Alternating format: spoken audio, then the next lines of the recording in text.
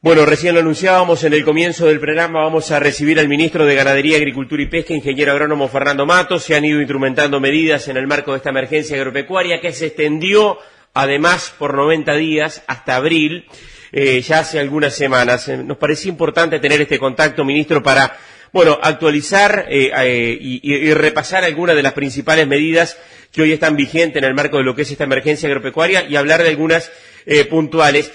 Ministro, obviamente que la situación es muy compleja, ya la propia emergencia agropecuaria dice mucho de lo que es la situación hoy. ¿Cómo se viene en general, digamos, trabajando en este contexto, digamos, de lo que es esta situación tan particular, tercera sequía consecutiva que toca en este año 2023? ¿Qué tal? Buenos días y gracias por acompañarnos. Buenos días, Martín, un gusto estar contigo, con tu audiencia. Sí, efectivamente, esta situación muy triste, muy lamentable que nos toca vivir, una sequía que se prolonga en el tiempo, la tercera consecutiva, que es lo que va desgastando todo, ¿no? Desgastando hasta el ánimo de los productores que no claudican, pero evidentemente mucha gente afectada. Tenemos la falta de reservas de agua, de forraje, financieras también, y por lo tanto el gobierno, sensible a esta situación, ha tomado una serie de medidas. Hemos estado permanentemente en contacto con los productores, también saliendo al interior para ver el estado de situación. Esta semana concurriremos al Parlamento, a comisión permanente, para conversar sobre todas las medidas adoptadas.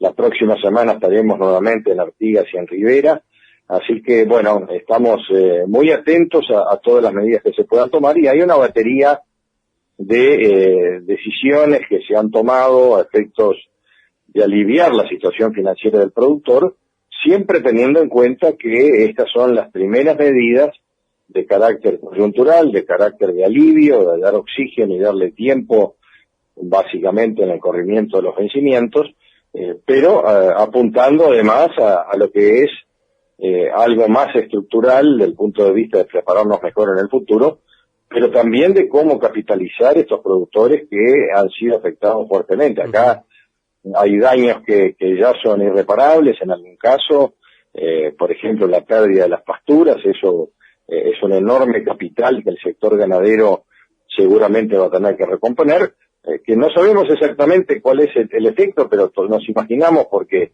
este arrastre de primaveras y veranos secos han ido despoblando las praderas. Muchas de ellas se supone que ya están muertas, pero tendremos que esperar que llueva nuevamente para ver cuál es el grado de rebrote y recuperación que a veces la naturaleza nos sorprende. Claro, pero ministro. De todas maneras, hay efectos bastante irreversibles.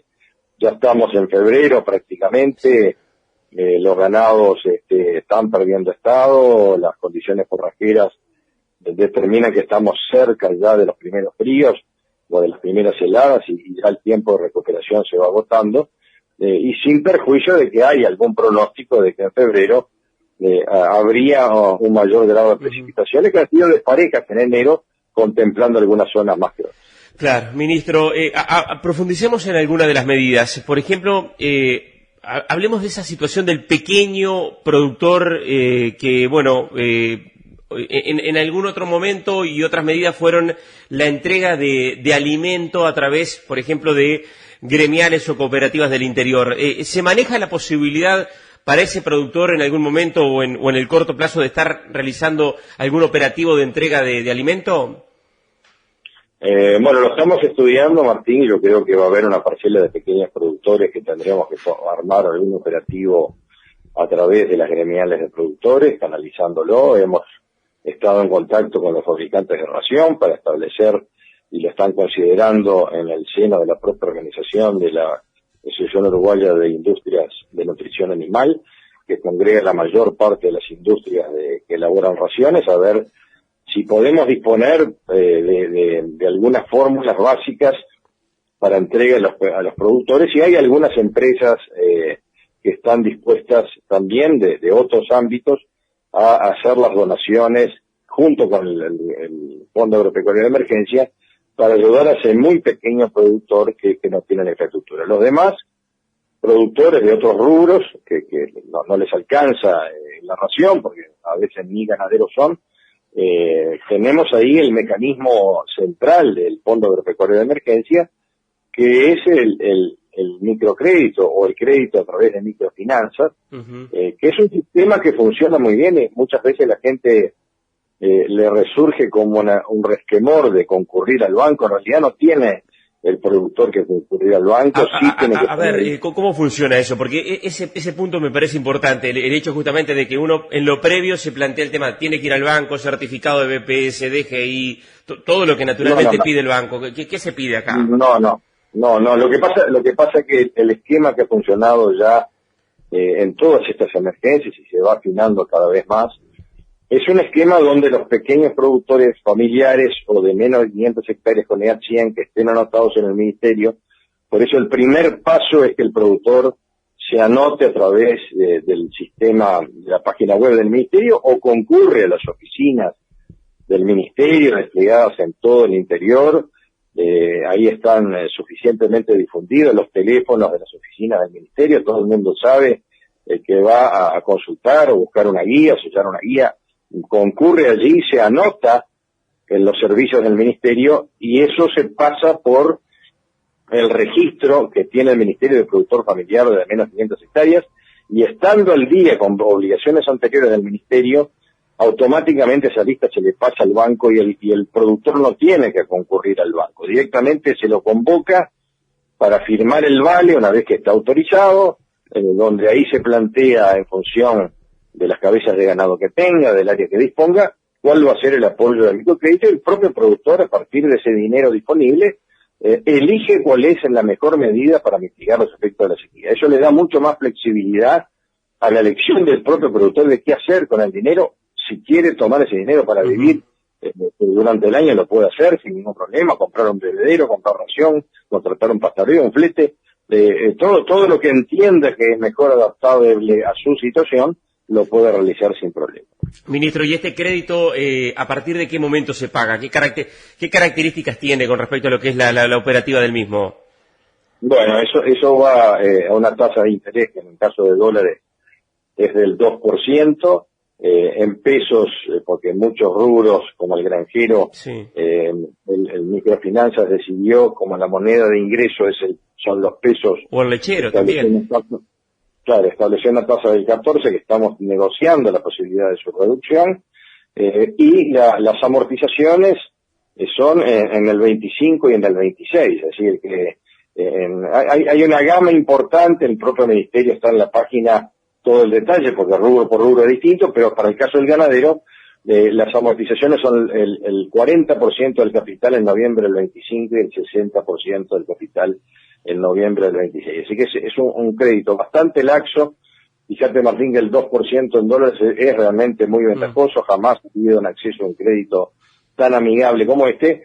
Y evidentemente veremos, como todo tema de sequía se sabe cuándo empieza y no cuándo termina, si eventualmente no tenemos que profundizar estos temas. Esto se agrega a toda la batería de medidas, entre ellas los corrimientos de pago del BPS, de las intendencias en la contribución inmobiliaria, el Banco de la República para aquellos inclusive aquellos que habían hecho microfinanzas anteriormente y que están por vencérsele las amortizaciones anteriores, ya automáticamente el Banco de la República, en un hecho inédito, corrió los pagos, están siendo noticiados por todos los medios, 180 días para capital e intereses. Entonces, evidentemente hay una predisposición de todo el gobierno, de las empresas públicas.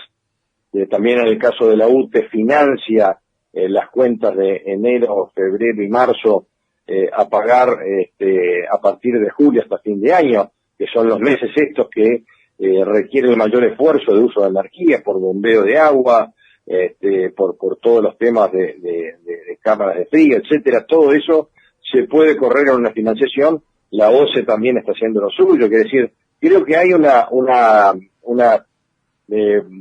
paquete de decisiones de parte del gobierno, de las empresas públicas, del Banco de la República, muy favorable. Recordemos que también está habilitado por circular del Banco Central, y algunos bancos privados lo vienen haciendo, también están facultados ellos eventualmente, si así lo deciden, a correr los pagos de la misma manera por ese plazo. Claro. Ministro, ¿qué va a pasar? Bueno, en el tema ración, entonces, ¿se podría definir en estos días la posibilidad entonces de que se lleve adelante un operativo para esos pequeños productores?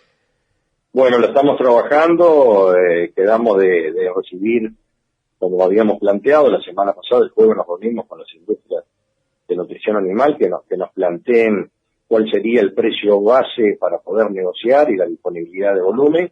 Nosotros lo que queremos es priorizar que las industrias nacionales puedan trabajar frente a la demanda incremental que va a ocurrir y también acompañar lo que son los balances de disponibilidad de granos, porque tampoco sabemos exactamente, ojalá tengamos suerte en nuestro cultivo de grano, pero puede haber faltante de algún producto. Uruguay es neto importador de algunos elementos para la nutrición animal. Inclusive el gobierno está tomando medidas también de bajar la tasa consular, de también eventualmente alguna tasa portuaria, si viene por barcaza o por barco, si tenemos que traer granos de extra zona, todo se irá facilitando en la medida que existe y existirá una demanda incremental por la necesidad de forraje que vamos a tener durante el día. Ministro, ya que menciona esto, le iba a preguntar por el BPS, pero lo voy a hacer ahora un poquito más adelante, pero ya que menciona esto, en enero se modificó el esquema que tenían los camiones que ingresaban desde Argentina a Uruguay para el pago de la tasa. Esto tiene que ver sobre todo con una resolución del Ministerio de Transporte, pero obviamente esto encareció también el maíz que entra desde Argentina a Uruguay, dependiendo, 15, 20 dólares por tonelada. ¿Hay posibilidades de rever esto por la situación y el momento en el que se toma la medida? Bueno, estuvimos hablando a nivel de torre ejecutiva. Tenemos una charla pendiente con el ministro de Transporte. Hoy está en una jornada de inauguraciones, pero mañana estaremos en contacto con él. Nos lo transmitieron los propios industriales que importan los productos para la nutrición animal, que del encarecimiento automático que se generó por la promulgación del decreto que buscaba ordenar un poco mucho flete en negro que venía desde la Argentina. Acá tenemos que tomar en cuenta que hay una distorsión muy importante en función de los varios tipos de cambio que tiene la Argentina. Eso genera sobre el Uruguay una distorsión indeseable, porque en definitiva estaba perjudicada la empresa uruguaya, la empresa nacional, pero hay un tema de oportunidad, ¿no? Tampoco nos parece oportuno que se encarezca el flete uruguayo, por más que se pretenda preservar el servicio nacional y la formalidad del transporte. Sabemos que ha habido reacciones ante los transportistas uruguayos en Argentina, que se le está haciendo difícil también, no hay la disponibilidad de camiones como había anteriormente, y por lo tanto, como todo mercado de libre juego de la oferta y de la demanda, al haber mucha demanda de importación de granos y poca oferta por los fleteros uruguayos formalizados, hubo un encarecimiento automático del flete. Eso me parece totalmente inoportuno. Creo que debe haber alguna acción con la progremial de transporte uruguayo para considerar también que no solo que debe haber amplia disponibilidad de fletes, pero tampoco puede haber un traslado a precio de forma automática como ocurrió. Claro. Cuando estamos todos peleando por bajar los costos, todos peleando en una circunstancia emergencial de poder traer los productos de la forma más barata, el propio gobierno trata de reducir los tributos que cobra a efectos de que sea menos oneroso, que haya un traspaso automático de un encarecimiento de 20 dólares en la tonelada de flete, me parece que está totalmente fuera de lugar o inoportuno. Claro, sí, pero es un tema que responde a una resolución del Ejecutivo. O sea, la pelota, o para usar un término futbolístico, la pelota está en la cancha del gobierno. Por eso digo que vamos a hablar con el Ministerio de Transporte, porque no lo completa mi cartera. Claro. Pero hace parte del interés del gobierno como carácter general. Claro. Ministro, BPS, ahora vamos a hacer una pausa y vamos a seguir hablando de otros temas, pero corrimiento del BPS del último cuatrimestre de 2022, ¿esto en qué está? ¿Hay posibilidades de correrlo nuevamente? Yo creo que tengo seguridad que está planteado, está a consideración del Banco de Previsión Social. Eso lo tienen que también acordar con el Ministerio de Economía. Creo que es un corrimiento que es también necesario porque muchos productores están derivando sus disponibilidades financieras a justamente enfrentar la situación. La mayor parte de los productores ya han cumplido con la obligación, no tengo los números precisos, pero la primera información es que un 80% de los productores están al día o no se acogieron a la posibilidad de postergar el pago sin multas ni recargos. Se está considerando la posibilidad de tirarlo más para adelante, pero creo que en los próximos, esta semana mismo, se tomará resolución al respecto. De todas maneras, el primer vencimiento, como estaba establecido en la última decisión, es el 28 de febrero. Uh-huh. Así que seguramente en los próximos días habrá novedades al respecto, pero hay una buena predisposición para llevar adelante esta iniciativa. Bien, ministro de Ganadería, Agricultura y Pesca, Fernando Matos, lo invito a hacer una pausa y ya seguimos conversando, si le parece. Correcto, gracias. Continuamos, amigos, en Valor Agregado. Estamos conversando con el ministro de Ganadería, Agricultura y Pesca, ingeniero agrónomo Fernando Matos, en el marco de esta emergencia agropecuaria. Ministro, ¿está en agenda o es posible que se analizaría la posibilidad de subsidiar alguno de los sectores mirando el mediano y largo plazo, teniendo en cuenta los efectos que está generando la sequía? Le pregunto puntualmente, no sé, la lechería, la granja, sectores que son muy intensivos, o también, por ejemplo, en el caso de la ganadería, determinados productores vinculados a lo que puede ser el tema de la cría, por lo que pueden llegar a ser los porcentajes de preñez. Bueno, sí, eso estamos en una evaluación permanente. Tenemos que ver exactamente cuál será el efecto. Ya estamos estimando los primeros cálculos de pérdidas que generará este episodio de sequía, y evidentemente analizando rubro por rubro a ver exactamente cuál es el grado de impacto y las necesidades de apoyo y de respaldo. En este sentido, el gobierno lo que está predicando es establecer las condiciones para que ningún productor deje su producción y que tengamos que apoyarlo en el sentido de mantener la estructura productiva de pie y en marcha. Todo esto dependerá del grado de profundidad de la crisis, porque la sequía todavía no terminó, tenemos zonas muy afectadas, va a haber que tomar medidas de apoyo de carácter importante. Tenemos una disposición única de parte del Banco de la República que ha dado muestras claras de un respaldo importante. Estamos también estudiando nuevos instrumentos para poder apoyar y respaldar esta situación.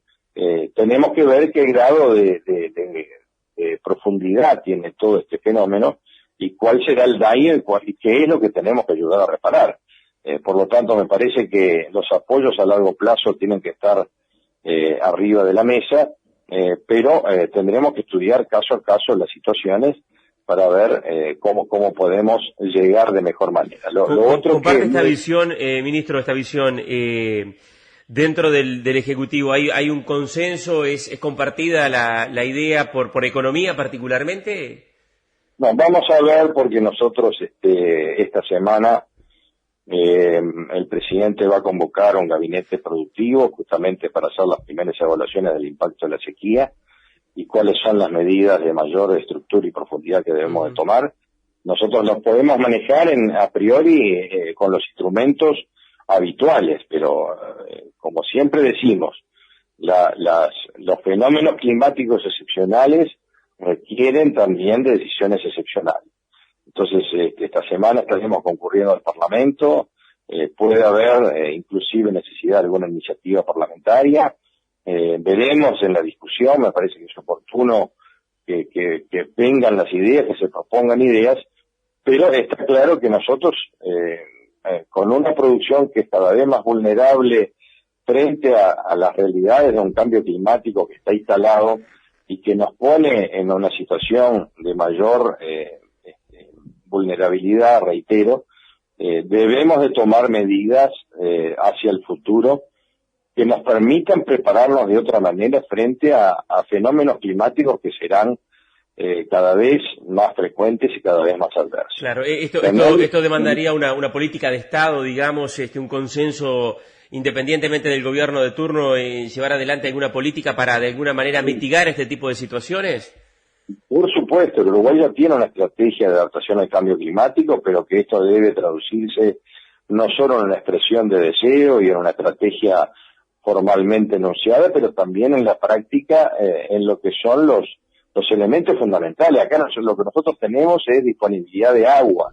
El agua en realidad está mal distribuida, debemos de tener una política más agresiva en materia de reservorios, el tema de las represas multiprediales, el tema de fuentes de agua alternativas de agua dulce que puedan venir. El Uruguay está tomando una decisión para el abastecimiento de agua potable a la zona metropolitana de Montevideo, pero que también puede eventualmente traer agua bruta para riego en un caño paralelo que pueda también generar abastecimiento en la zona granjera. Por ejemplo, en este momento estamos con un impacto muy fuerte en la zona de Canelones y Montevideo rural respecto a la falta de disponibilidad de agua, donde se han secado los reservorios, donde no tenemos el caudal habitual en los pozos semisurgentes declarados.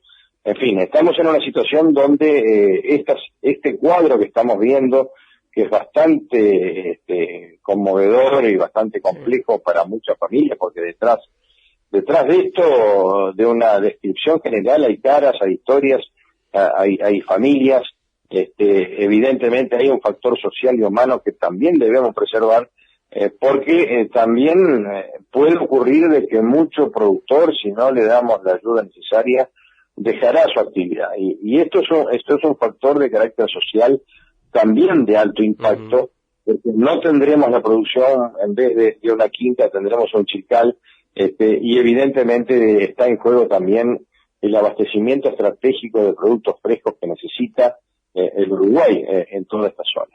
Yo creo que aquí tiene que haber una mirada que es multidisciplinaria, por eso le sugerimos al presidente y él lo tomó con buen agrado y ya indica que esta semana vamos a tener la convocatoria de este gabinete productivo de cara a cómo podemos enfrentar mejor, porque muchas de las medidas requieren de la concurrencia de otras carteras con las cuales hemos estado trabajando, pero si lo constituimos una especie de gabinete de crisis, me parece que es muy importante para poder intercambiar y decidir más ágilmente cuál es el mejor camino del punto de vista de la coyuntura, pero también de cómo nos preparamos desde el punto de vista estructural para enfrentar mejor estas situaciones en el futuro. Ministro, hay un tema que pega parejo, además de lo que es la sequía, a todas las empresas del sector exportadoras, las empresas agropecuarias, que es el tema dólar, un dólar a 39 pesos.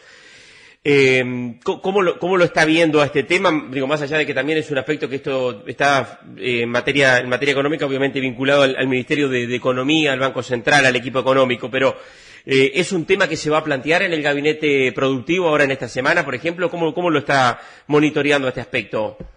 Bueno, en realidad creo que acá tenemos una combinación de tres factores que están pegando muy fuerte. El primero, el climático, por la caída de la producción, la pérdida de producción física, la pérdida de capital, por la pérdida de bienes de activo fijo y de otras inversiones.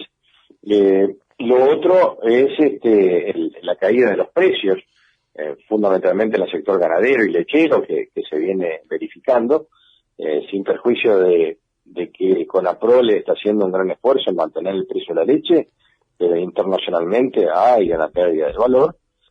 Por otra parte, el tercer factor es el tipo de cambio, que ya en el año 2022 cerró el año con una revaluación del peso, siendo de las monedas que más se han revaluado en el planeta, frente a un fortalecimiento mundial del dólar, y que nos dejó en una especie de avenida contra flecha. Y evidentemente esta tendencia continúa. El cierre del viernes fue del intrabancario por debajo de los 39 pesos, preocupa la situación. Esto es un factor también de una inflación en dólares que nos pega fuertemente a los sectores productores de productos transables, y evidentemente este es otro factor que según nos dicen es motivado por el gran volumen de las exportaciones que ya se vienen ralentizando, del gran volumen de inversiones, del éxito que genera un país. Sí, pero también hay medidas del Banco Central, ministro, caso, bueno, los intereses que pagan para colocación en pesos, que obviamente también está incidiendo en el tipo de cambio. No, claro, recordemos que el Uruguay sufrió, como todo el mundo, el embate de la inflación mundial. Nosotros tuvimos, primero por el COVID, después por la guerra la invasión Rusia a Ucrania, el encarecimiento de la energía, el encarecimiento de los alimentos en general, todos los temas de encarecimiento logístico que hacen también a lo que es la elevación del precio de los productos. Todos esos problemas mundiales de la inflación también impactaron al Uruguay, y el gobierno y la autoridad monetaria y económica responsablemente aplicó la medida ortodoxa de incremento de las tasas de interés a efectos de frenar lo que es una demanda que se ha compasado en relación a la oferta. En definitiva, esto son presiones inflacionarias que se lograron controlar. Estuvimos apuntando a superar, a llegar a los 2 dígitos. Cerró el año al 8,4%. Creo que fue una medida clave, pero al mismo tiempo tiene ese efecto colateral que entendemos que el Banco Central debiera apuntar hoy a otra tendencia en relación a las tasas de interés. Realmente es un factor de competitividad que está afectando, que nos preocupa, se lo hemos transmitido, y será un tema a que deberemos tratarlo también en este gabinete, porque hace también a lo que son los resultados, los ingresos de las empresas, que fundamentalmente están atados al dólar y a la exportación. Bien, ministro, vamos a estar conversando, si le parece luego. ¿Qué día sería la reunión del gabinete productivo?